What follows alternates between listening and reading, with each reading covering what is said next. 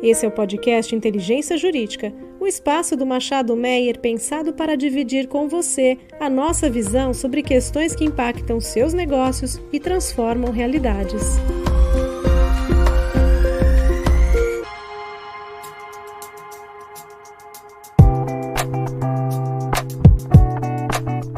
Olá pessoal, bem-vindos aqui ao nosso episódio do podcast de Inteligência Jurídica do Machado Meyer, e agora a gente vai tratar um pouco de aviação. Eu sou o Fábio Falkenburger, eu sou o sócio responsável pela área aqui no escritório, e eu conto também nesse episódio com a participação dos meus colegas Pedro Amin e Vitor Barbosa. Tudo certo, Fábio? Muito obrigado por me chamar para conversar hoje.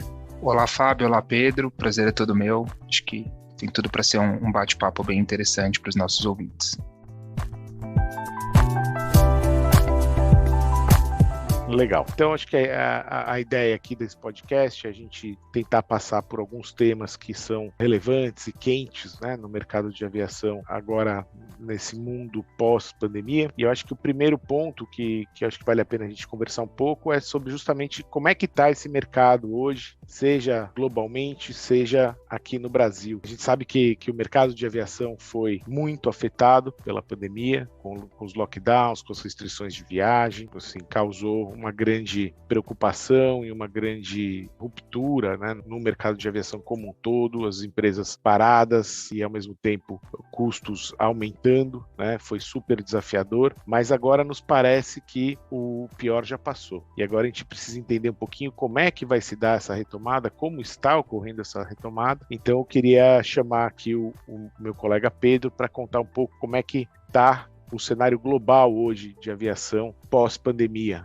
principalmente a partir agora de 2022. Obrigado, Fábio. O cenário agora é um cenário otimista. A gente, então, como você bem disse, está na saída desse cenário pós-pandêmico, e hoje a perspectiva é que os níveis de 2019, os níveis pré-pandemias, vão ser atingidos já agora em 2023. A gente tem a perspectiva de crescimento agora em 2022. No Brasil agora já diminuíram bastante as restrições. Ao longo do mundo já tá voltando a normal, então a perspectiva é muito boa. Mas a gente ainda tem alguns desafios. A perspectiva ela é um pouquinho reduzida com o aumento dos combustíveis, que vem muitos efeitos das sanções à Rússia, que é um grande produtor de petróleo por aí, atualmente abastecendo o mercado europeu. O leste europeu, por conta ainda do conflito, tem restrições, não está da abertura mais fácil. E o mercado asiático ainda tem uma complicação, essa nova onda agora de Covid que está passando pela China. Então, a gente tem aí um cenário bem positivo, mas com certas preocupações que a gente ainda está esperando um pouco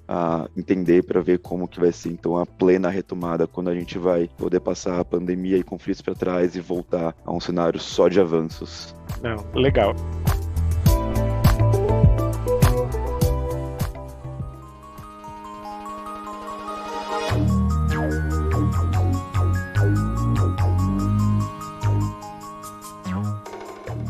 De fato, essa retomada não tem como ser, né, do dia para a noite. Eu acho que ainda a gente vai passar por uma outra turbulência, mas a perspectiva positiva, ela anima, né? E eu queria entender do Vitor, como é que você vê, Vitor, o cenário brasileiro, considerando essa retomada global, né, que está se falando. O Brasil está acompanhando isso? Tem alguma particularidade aqui no nosso cenário da aviação nacional que valeria a pena a gente ressaltar no nosso episódio hoje? Acho que sim, Fábio. O Brasil tem se destacado no crescimento da demanda aérea no mercado doméstico. Segundo a Associação Internacional dos Transportes Aéreos, a IATA, a demanda brasileira em março de 2022 foi a que mais cresceu no mundo. Então, estamos aí puxando uma retomada do setor. O Brasil é um país de dimensões continentais, com um mercado aéreo crescimento, que vinha em crescimento no cenário pré-pandêmico, que sofreu um baque, assim como todos os demais países, mas esse crescimento ele tem se mostrado cada vez mais efetivo nessa onda de retomada do setor.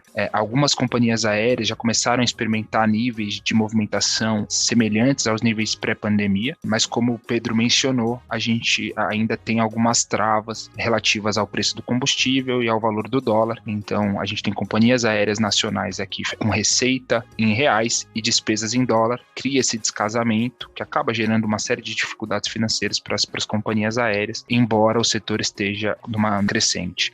Na malha aérea internacional, acho que acrescentando um pouquinho dos dados que o Pedro trouxe, e aqui um breve apontamento, segundo a ANAC, houve um crescimento de quase 200% no número de voos entre abril de 2022, se comparado ao mesmo período de 2021. Então, estamos experimentando aqui um novo cenário positivo, apesar das restrições que já foram mencionadas.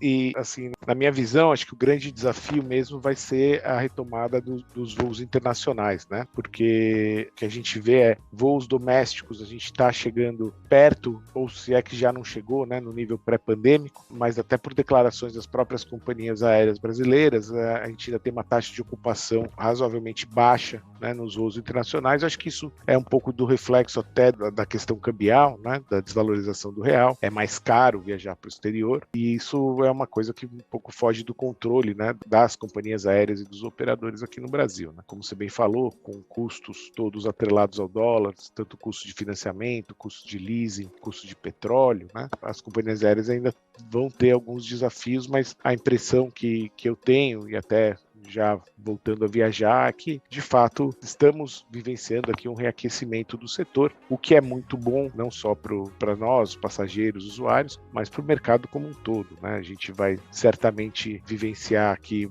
mais operações e mais entregas de aeronave, renovações de frota. Eu acho que o mercado brasileiro, agora retomando, tem tudo para fomentar a aviação regional, né?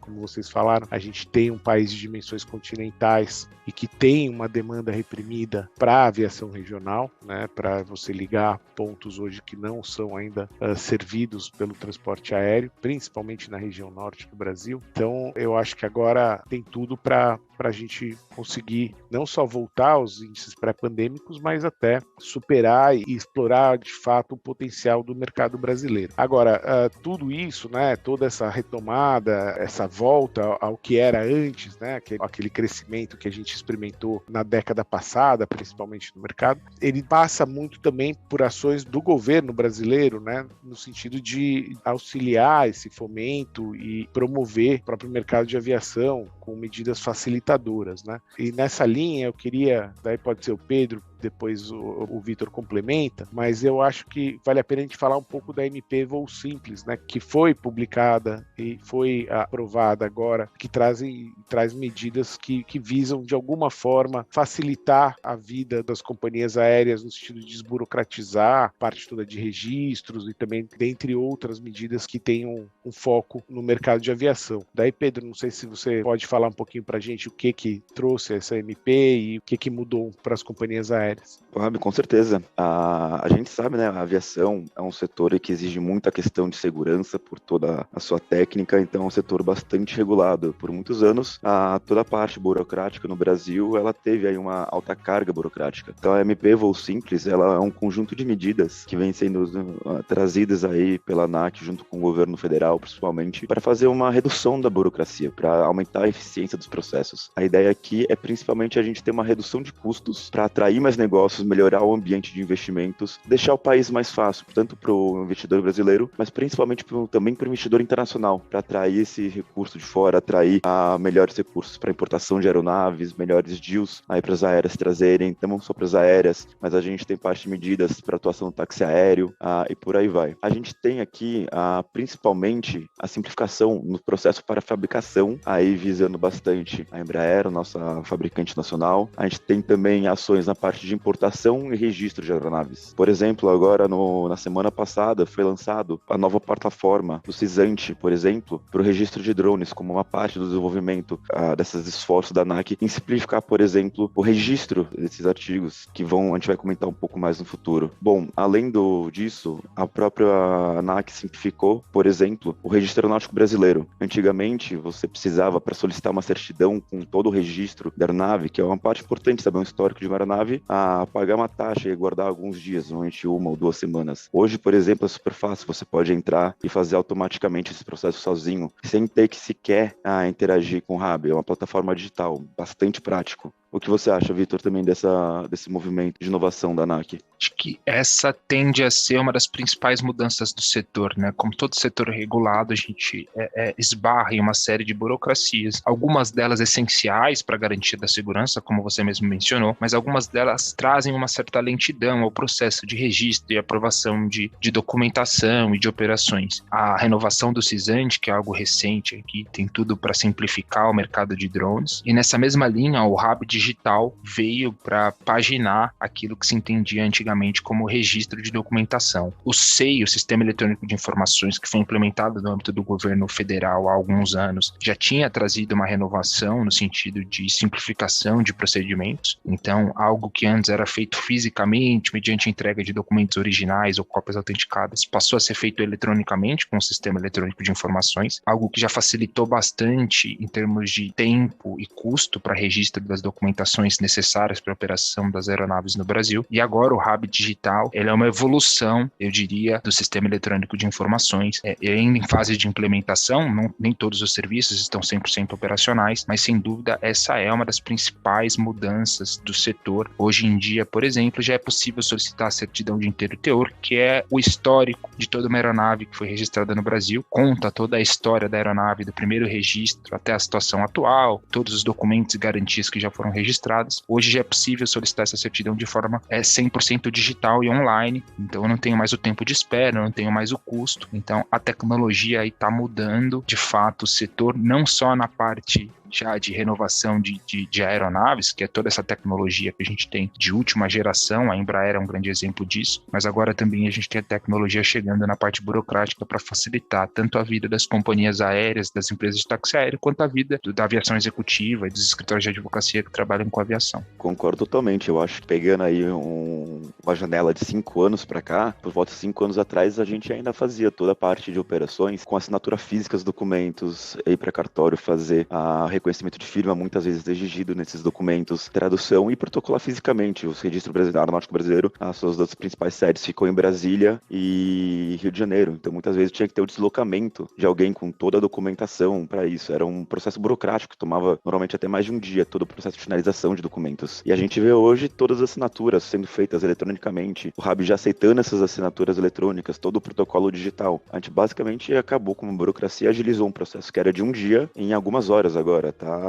Hoje em dia tá mais fácil de trabalhar. E tudo isso é parte, né, desse esforço que ele está sendo implementado pelo governo, mas é uma demanda aí de todo mundo que trabalha nesse mercado de aviação, seja as companhias aéreas, seja os assessores jurídicos, para simplificar a coisa. Então, não à toa, essa MP chama Voo Simples, né?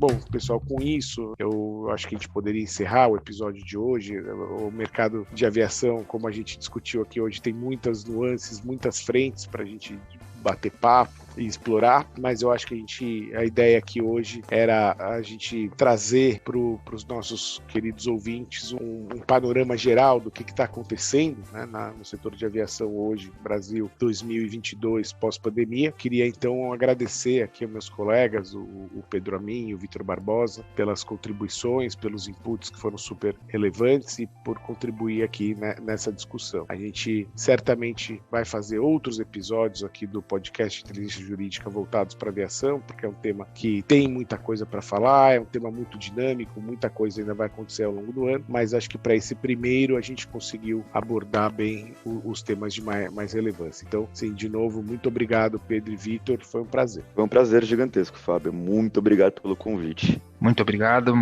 Fábio, muito obrigado, Pedro, e a todos os ouvintes. Legal, pessoal. Então, aqui nós encerramos nosso episódio do podcast Inteligência Jurídica de Aviação. Queria agradecer aos ouvintes que permaneceram conosco aqui ao longo do episódio e, por favor, aguardem os próximos.